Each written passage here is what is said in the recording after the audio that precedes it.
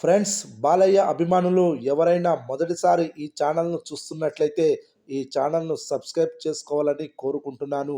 ఎందుకంటే బాలయ్య సినిమాల గురించి ఏ చిన్న అప్డేట్ వచ్చినా ఈ ఛానల్లో అప్డేట్ చేస్తాను. మీకు డైరెక్ట్గా నోటిఫికేషన్ రూపంలో రావడం జరుగుతుంది. ఈ ఛానల్ గ్రోత్ కూడా పెరుగుతుంది. ఈ ఛానల్ను సపోర్ట్ చేయాలని కోరుకుంటున్నాను. ఈ వీడియో మొదటి నుండి ఎండ్ వరకు చూడండి, లేకపోతే అర్థం కాదు. పద్మభూషణ్ నటసింహ నందమూరి బాలకృష్ణ ప్రస్తుతం కెరీర్లో ఎన్నడూ లేనంత పీక్ స్టేజ్లో ఉన్నాడు. ప్రస్తుతం ఏ జానర్ సినిమా చేసినా బ్లాక్ బస్టర్ అవుతుంది. వరుసగా 4 సినిమాలు అఖండ, వీరసింహారెడ్డి, భగవంత్ కేసరి, డాకు మహారాజులు బ్లాక్ బస్టర్స్ అయ్యాయి.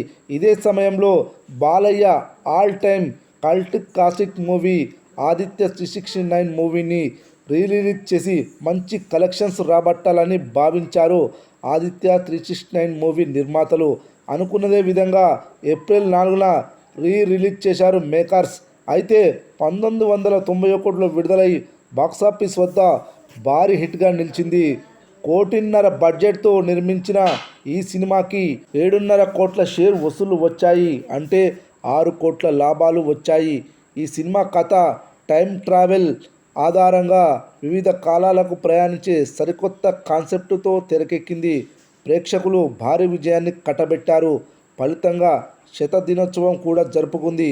అయితే ఈ సినిమా కథ ప్రస్తుతానికి కూడా కనెక్ట్ అయ్యేలా ఉండడంతో మళ్ళీ రిలీజ్ చేశారు.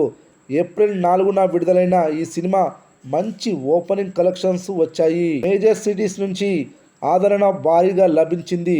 ఫలితంగా ఈ మూవీ ఫస్ట్ రోజు 45 లక్షలు, రెండవ రోజు 23 లక్షలు, మూడవ రోజు 22 లక్షలు, నాలుగవ రోజు 13 లక్షలు, ఐదవ రోజు 8 లక్షలు, ఆరవ రోజు 7 లక్షలు, ఏడవ రోజు 5 లక్షల గ్రాస్ వసూలు చేసింది. మొత్తం వారం రోజులు బాక్సాఫీస్ వద్ద రన్ అయిన ఈ మూవీ 1,22,00,000 గ్రాస్ వసూలు చేసింది. ఇవే ఈ మూవీ క్లోజింగ్ కలెక్షన్స్. అయితే ఈ సినిమా మోస్తారుగా మాత్రమే ప్రేక్షకులను రిలీజ్లో అలరించిందని చెప్పొచ్చు.